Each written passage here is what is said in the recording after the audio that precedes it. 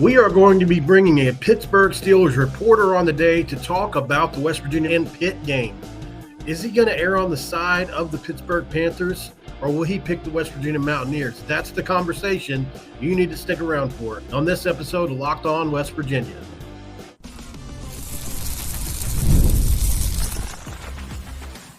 You are Locked On West Virginia, your daily podcast on the West Virginia Mountaineers, part of the Locked On Podcast Network, your team every day.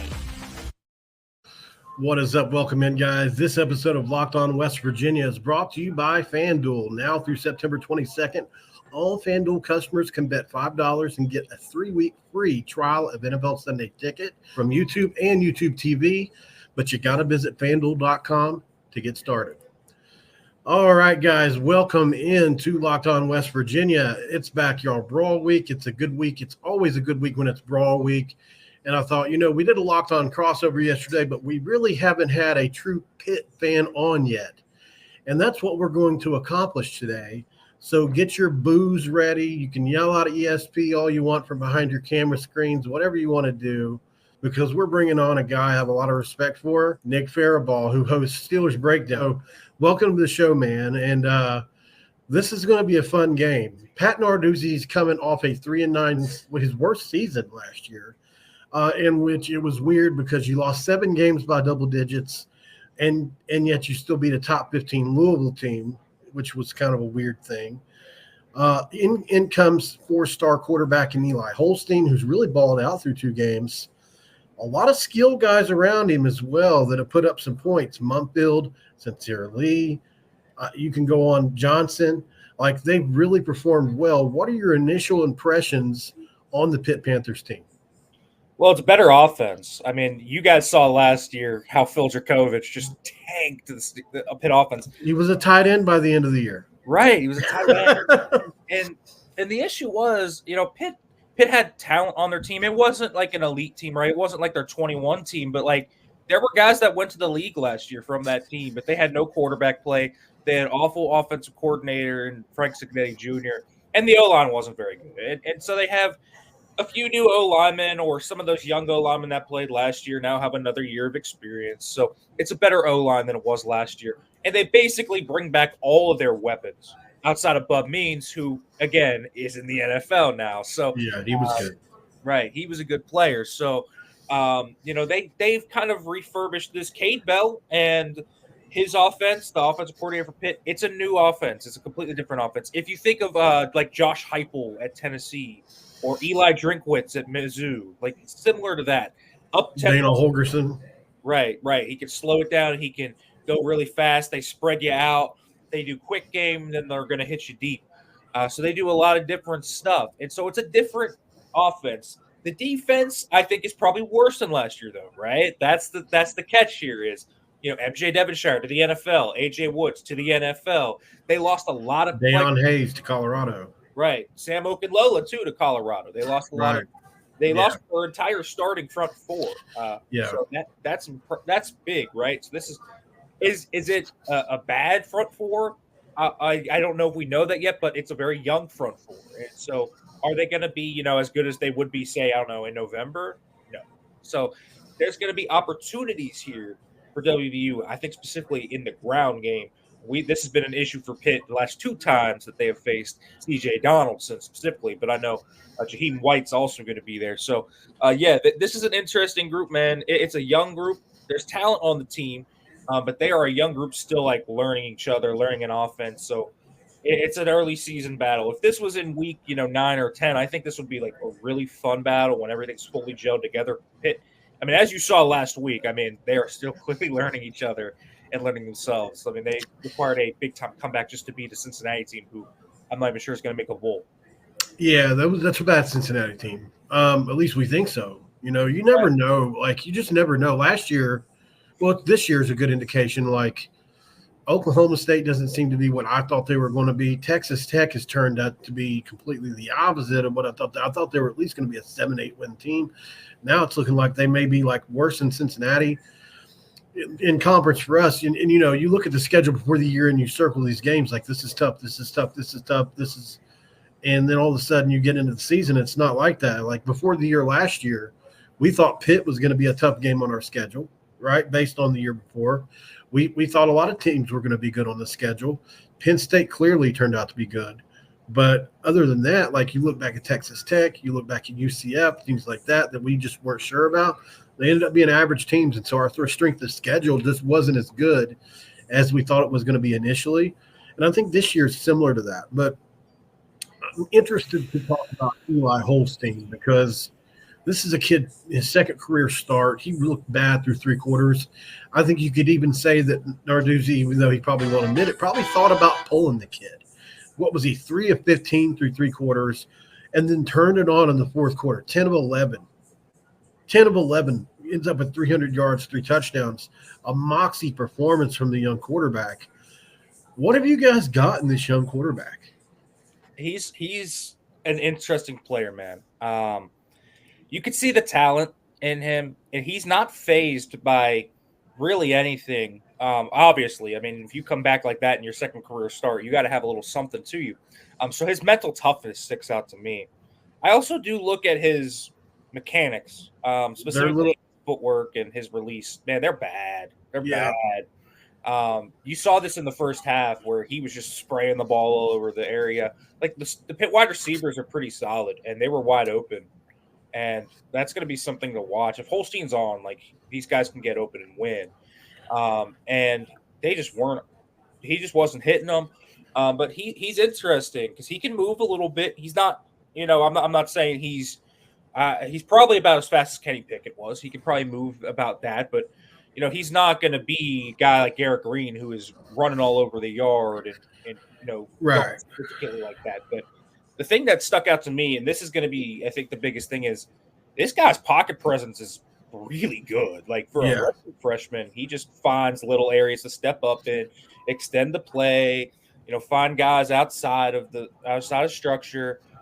It's pretty impressive actually to watch when you go back and look at it against Cincinnati. Like a lot of those plays he created were just from him extending the play a little bit, finding them downfield. So he's a fun player in that regard, but he's got accuracy issues. As you can see on tape, he's prone to some turnovers, so he'll probably throw a pick or two here. But he's a young player. He's got some upside to him, but there's definitely issues with his game. With that, talking about the processing. I think sometimes he can be a little shoddy with. He throws, he throws 2 or 3 balls a game where you're like, whoa, what happened there? And then, the accuracy is all over the place because his mechanics. It is. Exactly. And look, he's got a ton of talent. He's got a big arm. There's no doubt about that. I think, kids like that usually better downfield early on. It's the intermediate stuff. Same thing with Garrett Green. He had to fix a lot of that. He was a baseball player. It's tough, especially when guys got big arms like he does. You're dead on. And I've said it a few times this week. I'm not a big believer in his yet. Not yet. I think Holstein probably will be a good player at some point. He's got the pedigree. Yeah. But I'm with you 1,000% on those accuracy issues. That's why I think West Virginia has a chance to possibly win this game by more than 7 points, but we'll see. If he's on in this game, then West Virginia's got a secondary that has shown the ability to be had. Miles Burkett, although he was a 4-star player out of high school, just because he played for Albany, I mean, he played at Wisconsin first, and then the Oregon wide receiver torched us last week, the transfer. They went 200 or 300 yards against us the first half. So we locked them down after the half. But the secondary has been shaky. 6 transfers in that secondary. It's not a talent issue. It's an alignment and assignment issue. So it's, how quickly can these guys gel? And if they do gel, then what is Holstein going to look like? I think, if I'm a defensive coordinator, and I'm no D coordinator, but I probably try to muddy the picture for this young quarterback. And I think that's what you're going to see at Jordan Leslie try to do. Up next on Locked On West Virginia, we're going to talk about Desmond Reed, who is very similar to a West Virginia running back in Jaheim White. Stick around, guys. We'll be right back. This episode of Locked On West Virginia is brought to you by Factor Meals. Fuel up with Factor's no prep, no mess meals. Meet your wellness goals thanks to the menu of chef-crafted meals with calorie options like Calorie Smart, Protein Plus, and Keto. Factor's fresh, never frozen meals are dietitian approved and ready to eat in just 2 minutes. So no matter how busy you are, you'll always be able to enjoy nutritious, great-tasting meals. Make today the day you kickstart a new healthy routine. And what are you waiting for? With 35 different meals and more than 60 add-ons to choose from every week, you'll always have new flavors to explore. You can crush your wellness goals this May with dietitian-approved meals and ingredients that you can actually trust. Make your day delicious from breakfast to dessert. Stay fueled with easy, nutritious options. Don't forget to treat yourself to restaurant-quality meals that feature premium ingredients like filet mignon, shrimp, and even blackened salmon. Keep kitchen time to a minimum because Factor's meals are ready in 2 minutes. That's no shopping, prepping, cooking, or cleaning up. And you can enjoy effortless support for your lifestyle. Choose from 6 menu preferences to help you manage calories if you're a calorie counter and maximize protein intake to avoid meat or simply eat well-balanced meals. Head to factormeals.com/LockedOnCollege50 and use the code LockedOnCollege50 to get 50% off your first box plus 20% off your next month. That's code LockedOnCollege50 at factormeals.com/LockedOnCollege50. And this episode of Locked On West Virginia is also brought to you by FanDuel. You've heard us talk about FanDuel, America's #1 sports book. Well, we have something a little different for you. Now through September 22nd, all FanDuel customers can bet $5 and get a 3-week free trial on NFL Sunday Ticket from YouTube and YouTube TV. Then, with the YouTube TV base plan, you'll be able to watch every regular season Sunday afternoon out-of-market game. All you need is a Google account and current form of payment, and you can cancel anytime. And if that's not enough, be sure to check out FanDuel's Profit Boost in the app and use it for FanDuel's Double Your Winnings for all Sunday 9:15 pre-line money bets. Profit Boost will be live starting Thursday 9/12. View your account page and learn more about your boost. Just visit FanDuel.com and then look at the ads. Back with Nick Farabaugh. I got to tell you, man, I look all around your roster, and there's a lot of players that are interesting to me, but Desmond Reed sticks out. This is a guy that has 100 receiving yards and 100 rushing yards in the game against Cincinnati, and he looked good in the first game too. Like, he really sticks out. I think the comp I like to give him is Deuce Vaughn, similar to that guy. What is your thoughts on this kid, and how in the heck, where did he come from out of Western Carolina? And do you consider the Rodney Hammond ineligibility thing a blessing in disguise now that this kid's come on? It's a blessing and a curse because you could have both of them together. And Reed's a small. Right. He's 5. He's listed at 5'8". I don't know if he's even 5'8". He's little. He's little, man. He's got some. I would, I like the comp of Deuce Vaughn, but I'd compare him to Isaiah Pacheco if you watch the Chiefs, because he runs angry. He's small, but he runs angry. He runs like a 210. He's not, but he somehow stays up through balance too. He's a great balance, so he bounces off tackles and keeps going, and so he's a really good receiver out of the backfield. He's got really soft hands. You saw the big touchdown against Cincinnati. He can play the slot probably if he wanted to. Right, he toasted that linebacker on that Texas route and took it to the house. He's got great long speed, and the thing is, it's not just long speed. He goes from 0 to 100 right away. He is, boom, he's out of there. Acceleration, yeah. Right, and then not only that, he can pass protect. He's a really fun back. He throws his body in there. I've seen him doing that. He definitely picks the blitz up. Now, it's only 2 games for Pitt, but from what you see at Western Carolina now, I mean, it's hard to imagine this guy doesn't look like a next-level guy right now, because he sure does. He's been that talented, but I'd be worried about – one, when they have to bring him out. They really haven't found a second option. They haven't found, Derek Davis hasn't really done much. Maybe Daniel Carter, he's a bigger back. He's kind of their hammer, could be an interesting player there, but Hammond would have been that guy. So Reed is not like a workhorse back. He's not a guy that you want to, give so many carries to. He's going to get hurt at some point. He's just not built for that much punishment. But he is a fun player. He has been their best offensive player by far through 2 games. So he's dynamic, and he's a problem to watch because, I do think, when you look at WVU's run defense, they should be good. But then you also go back and you watch the Penn State game, and it was just 2 or 3 big runs. Singleton had that 40-yard rip, right? Could Reed rip off 2 or 3 of those? Probably. So that's going to be the big thing. If they can keep him to 5-6 yards, put the ball in Holstein's hands and say, okay, you got to beat us. Don't let Desmond Reed beat you. That's going to be key for that. That's got to be the game plan. You got to make Holstein beat you. And look, West Virginia is very young at linebacker, also very talented at linebacker. If you follow Pennsylvania recruiting, you probably know who Josiah Trotter is. You know, I mean, his dad obviously is an all-time great. His brother was an all-time great at Clemson. And he is of that. He's the best linebacker on the team, and it's not close. Like, you can see that family is just extremely talented. His first game ever against Penn State, and, you know, he probably starts at Penn State. He's that good. We're lucky to have him, but he's still young, you know, and he's still learning. A lot of the things he does wrong are just misfits, you know, things like that he's not going to make these mistakes in 6-7 games. He's going to be a problem for people. And then you look along that linebacker room, and then the Ohio State transfer really sticks out as well. And I love Reed Carrico. He's really played well for us. He came on in Penn State. He's done well. I like that combination of linebackers in this game.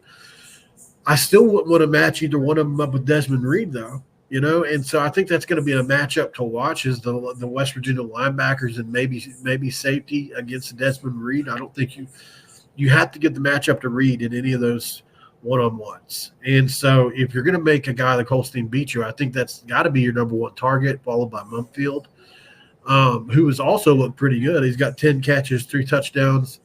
Finally, in his third year, maybe looking like the guy you thought he was going to be year one. What's your thoughts on Mumpfield so far, and what do you think he can do this year, especially if Holstein cleans up some of those mechanics? Man, he's been a guy that's been killed by the quarterback play, you know, from first to first, and then he's always been a good player. You look at this guy from Akron; he had offers from, you know, Ole Miss, Tennessee. He was very good in the portal. He's an NFL player in my opinion. Again, you know, we've talked about these guys. I think the Pitt has a few NFL guys, and the other guy, you know, I think that's definitely going to be an NFL guy from them is Bartholomew, the tight end. So I think they have. Yeah, he's another problem. Right, they have 3 guys there to worry about, I think, as weapons. If Holstein can get them the football, that's going to be the key. But Mumpfield's a really good route runner. He's kind of their big-time separator. Gets in and out of breaks really well. Very savvy player. He has some ups and downs, and mainly with his catch consistency. He can make some drops. If you go back and watch the Kent State game, he dropped a touchdown. So that was a tough one. But he's a really good route runner. If any Steelers fans are here, and I know WVU obviously has a ton of Steelers fans, he will remind you a lot of Deontay Johnson. That is who I would say he reminds me a lot of. And then, you know, even – that's pretty good. Right. He's a pretty good player. And then you kind of even look at, like, who else they have just outside of him in the wide receiver room. You know, Kenny Johnson's a sophomore. He had a really big game at Kent State. He's kind of their burner, contested catch guy. You know, Cincinnati return guy. Right. Cincinnati runs their 3 safety set, right? Their 3-3-5. Yeah. Johnson. And, you know, is West Virginia going to double Johnson and let Mumpfield go off? Probably not. But Johnson can win a one-on-one. And then you have Sincere Lee, who is another guy from Western Carolina, who's another route-running type, really dangerous after the catch. And then you have Poppy Williams, who's been the other guy that they've gotten in here. Man, Poppy Williams was like an unknown guy. He was from San Diego State, but didn't play last year because he got hurt. They bring him in.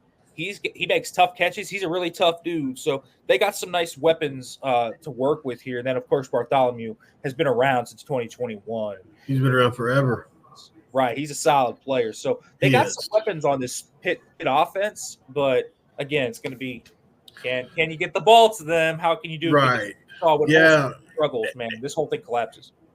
And so flipping this thing around, obviously West Virginia I think they're an elite offense. I think – obviously, Penn State in game 1 for anybody is just probably not a fair ask. And I don't think it was a good representation of what we are. I do think we're a much better offensive team than we showed that day. The build up to that game, the bright lights, I just think our guys, we flinched, man, and did not play as well as we could have. Plus, our left tackle who hasn't allowed a sack in over 2 years, cramped up, went out at halftime. That didn't help. But I think we've got back to what we are last week, letting Garrett Green run wild, brother, like Pat McAfee likes to say. This is a team with a lot of weapons. You know, we had 3 freshman receivers start the majority of the season last year. They're all back. The running back combination of Jaheim White and C.J. Donaldson, obviously behind one of the best offensive lines in the Big 12, maybe in college football. is going to be interesting in this matchup. Donovan McMillan, we almost got him out of the portal. He's the Florida kid, right? He came from Florida, right? Yep. Yeah, we almost got him out of the portal. I was talking to him, right up until he made that decision. And it was between us and Pitt, and he chose Pitt because he's from PA. We get it, I get it. But, man, I wanted that kid. He's really showed up for you guys big time. He's probably been your best defender through 2 games. Is that correct? He's been inconsistent, actually. I mean, the stats, he's all around the ball. Let's make no sense about it. But he's missed a lot of tackles, and that's been something that's been a consistent issue with this Pitt team. They've missed a lot of tackles. They're in the unlike West Virginia, where maybe you're talking about bad run fits. It's in the right spot. It's dude, wrap the guy up, because we saw last week Corey Kiner take off big runs just because Pitt wasn't wrapping him up. I mean, that was a good player too. I remember a 4th and 3 where Nate Matlack, one of the Pitt's bigger transfers on the D line from Kansas State. He's a really explosive, fun player. He came right off the edge, read it perfectly, and missed the tackle, and Connor goes for 4 yards on the first down. Would have been a huge turnover on downs. And so that's going to be a big thing for them. Now, the safety room theoretically should be the best room on this defense, because they have 3 guys there that have been here. Javon McIntyre is a nice player too. He loves contact, loves to hit. BJ O'Brien is like up and down. Some days he can be a ball hawk. Some days he can be toast. I don't know which one's going to show up. So it depends. If good PJ O'Brien shows up, he's a weapon to watch. If he doesn't, he's the guy to go at. So it really depends. McMillan's been solid in coverage, though. But in run defense, you need to wrap up better. But this safety room has been good. The interesting thing about this defense has been, they haven't gotten a ton of consistent pass rush with 4. And if you know anything about Pat Narduzzi's defense, it's predicated on that, right? And so they've been blitzing a lot more, which is they've been sending 6 guys, and so Green better know where his hot is. Just better know, because Pitt has this. I'll point this out. This is the kid I would watch if I were you guys at the second level. His name's Rasheem Biles.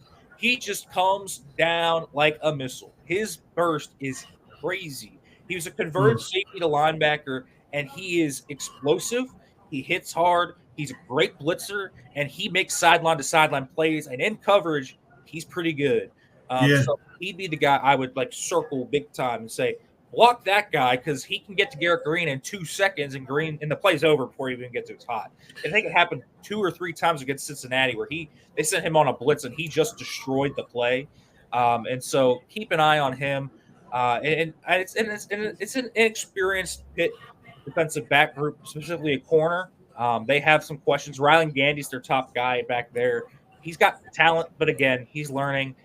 Taman Lynham is a Nebraska transfer. Then Rashad Battle's kind of the veteran of that group. But Lynham and Gandy have been the 2 best corners, so I would expect them to play more.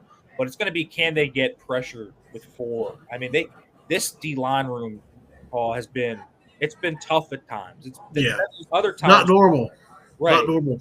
Right. And they have a nice freshman. His name's Sincere Edwards. They got him out of Central Florida. He's really talented. He's got great burst. He doesn't look like a freshman. He's built like, a senior. Same thing on the interior. They have a guy named Francis Brew who was injured for the first game and was a little banged up last week, so he only played 10 snaps. He's going to be fully ready to go this week. So he's built very well. They got him out of Michigan, beat a few big teams there. I think they beat Michigan State. I think they beat Northwestern and Wisconsin and those teams. So he's a really solid player too. So they have some talent up front, but they are very young, and so they're still trying to figure out the rotation there. I think they run 6 deep, both at outside and inside. So they're deep in the guys like even Elliot Donald have been playing. That's Aaron Donald's nephew. Wow. So there are some guys here that they're still trying to figure out what to do with, but there are going to be opportunities. Lots of them, I think, for Garrett Green. But if I were Pitt, I'm assuming Pitt's going to be mostly scared of Donaldson and White, just because. Right, as they should be. What are our keys to the game, and who are we picking? Stick around for that, guys, as we talk more about it on this episode of Locked On West Virginia. This episode of Locked On West Virginia is brought to you by LinkedIn Talent Solutions. When you're hiring for your small business and you want to find quality professionals that are right for the role, that's when you got to check out LinkedIn Jobs.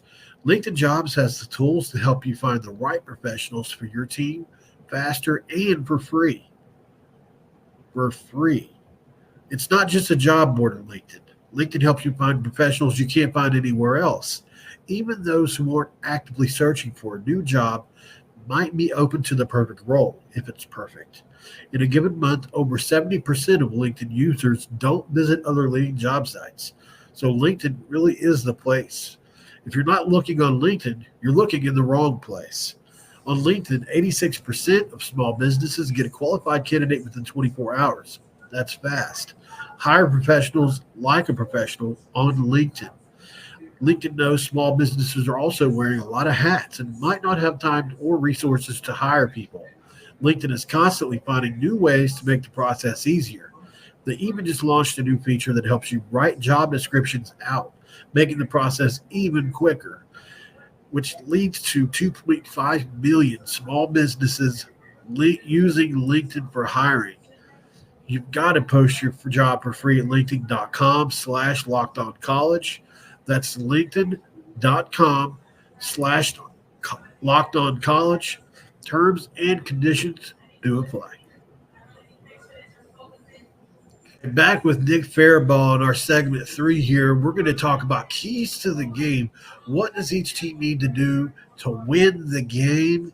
And then who do we think is going to win this football game? Nick, give me a key to the game, then I'll counter and give you a key. We'll go 3 apiece if you can do that, and then we'll make our predictions. What's your first key to the game?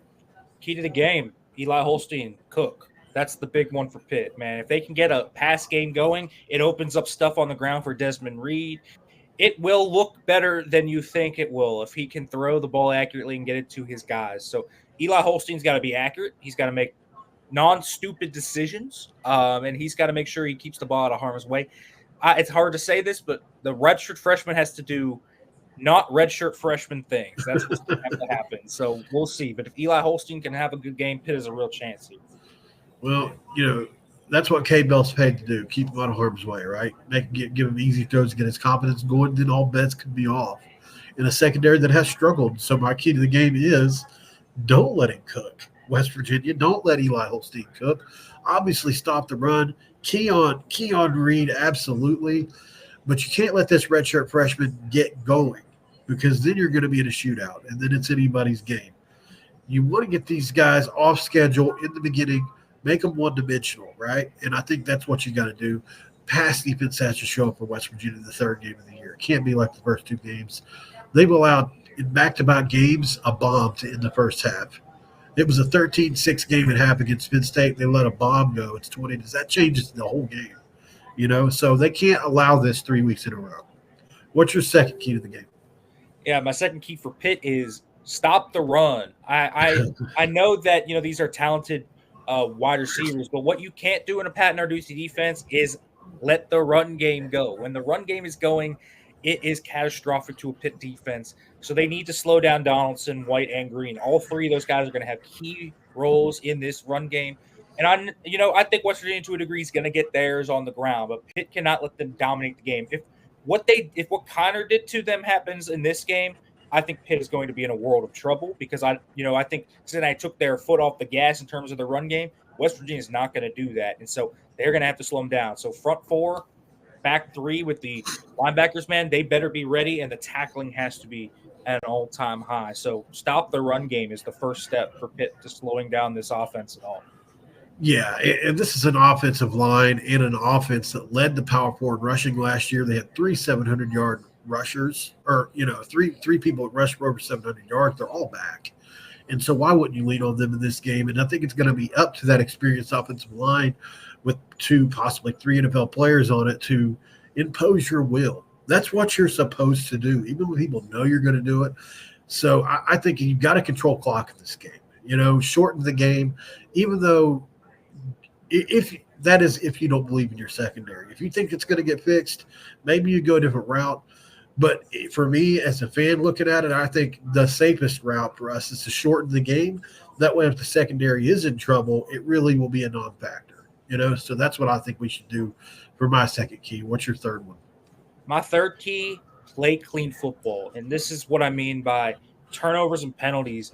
Turnovers and penalties have been awful for Pitt. The picks by Holstein have been one thing, but in the first game, they had a muffed punt that went for a touchdown. They continue to hurt themselves with field position. They do not have a good punter. Caleb Junko is not a good punter. They continue to hurt themselves with field positioning because he's either backed up or they have a really good return game. Their kick return game has been pretty good so far, and they keep getting backed up because these, blocking the back, holding penalties. So, this is a defense for West Virginia that will get pressure on them if they're not going to be able to do it. The O-line is better than last year, but they're still not that great. Right. So this is going to be something where you make it easier on Eli Holstein. 1 or 2 explosive plays, and then you're in Ben Sauls' field goal range. That's what you want to do. Because Sauls is going to be a guy that's probably going to get looks at the next level with how good of a kicker is. But these penalties for Pitt have been really bad. And so they need to play a clean game. They need to make sure that they don't turn the ball over consistently. And, you look at penalties per game. Pitt has been called for 6 penalties per game. I think that's last in the ACC through 2 games. They have almost 60 yards of penalties through 2 games per game. So they have, I think, 130 yards or something like that, 120, something like that through 2 games. So play clean football. Don't hurt yourselves. I think that's going to be a big part of this for Pitt. Absolutely. And I think for West Virginia, I just really think you got to get the Holstein in this game and muddy the picture. I think they've got to get pressure on him. You mentioned, I would love to see what his pressure to sack conversion rate is. You mentioned it's low through 2 games. You mentioned his pocket presence being good. Garrett Green's was less than 5% last year, which was like one of the best in the country. Really hard to get on the ground. Got to get Holstein on the ground in this game and get him rattled early. I think the atmosphere is going to play a factor for Pitt against West Virginia, and you want that crowd to be amped up if you're Pitt. So I think it's how do you handle that, and you got to quiet those guys down, keep the crowd out of the game, and get the Holstein. That way they're not super loud when you're on defense or offense, either or. Obviously. So that's going to be my third key. Get to the kid, and I think all will be well. It's time for some predictions, man. Obviously, this is a Pitt team that you probably wasn't sure would be 2-0 right now. I'm not shocked that you're 2-0. But, the Sharps, man, the line keeps heading Pitt's direction. I think it started at 3.5, and it's all the way down to might be under 2 now. I don't know. Money coming in on Pitt. How do you feel, Nick? I think this is a young team that has specific deficiencies that this West Virginia team can absolutely exploit, specifically on the ground. I just don't think they're going to be able to stop the run game. And I do think Holstein's going to be due for 1 or 2 boneheaded decisions. Listen, if Holstein comes out here and plays decent, they definitely got a shot here. But I think this West Virginia team's talented. They're more, I think, kind of adept with veteran talent too, which I think matters a lot. Pitt's just got a lot of new, man. And listen, Pitt could be a 7-8 win team and still lose this game. This is a good West Virginia team to me. I think they're going to be a pretty good team in the Big 12. So, yeah, I think I'm going to go West Virginia here just because, listen, I think Pitt's talented, but I know West Virginia got a lot of guys that are going to go to the NFL. I think that they are a really talented team up front, and I think that's where Pitt's deficient. So I think that's where this game's going to be won. So I think West Virginia probably takes this one. West Virginia has to win this game. You can't start out 1-2. Coming off a 9-win year in a year in which you lost a game on a Hail Mary and another game in the fourth quarter you were up 7 on. You should have won 11 games last year. The expectations were through the roof. We really felt like we had a chance against Pitt State in week 1. A lot of people's hearts were broken. Don't solidify that by losing this game to a team that you should be better than. You're in a better place than Narduzzi is in year 6. In what year it is for Narduzzi, 9 or whatever it is. I can't remember how many years he's been there, but as far as the roster goes, West Virginia's in a better place, and you should win this football game. We should win. So I'm obviously going to pick West Virginia to win as well. I had a score last night that I've thought a little bit more of. I'm going to move that out to 33-23. I think West Virginia wins by 10. I think Pitt does some nice things in this game, and they're going to be better as the season goes. But I think West Virginia needs to show that they're just a bit further ahead right now, and they need to quiet some doubters because a lot of people still doubt this team 3 games into this season. So I like West Virginia to win this game, and they need to pull away by at least a score and a half. So yeah, I'd like them to win. 33-23 doesn't sound crazy to me. I wouldn't be surprised if this is even more high scoring. I would not be surprised if this game goes crazy just back and forth for a while. It could. It very well could. I'm feeling more like 41-31. I really think. This is just me hoping that it doesn't go that route for our sake. Thank you, Nick, for coming on the show, guys. And before we get off here, I have to remind you, thank you for making Locked On West Virginia your first listen today. Locked On College Football's podcast with Spencer McLaughlin. has everything you want in a podcast. From NIL deals to never-ending conference realignment rumors, Spencer gets you ready for an exciting season on the gridiron. You find the link to Locked On College Football in the description, so you don't even need to search it out. This is part of the Locked On Podcast Network, and you know that this is about your team every day.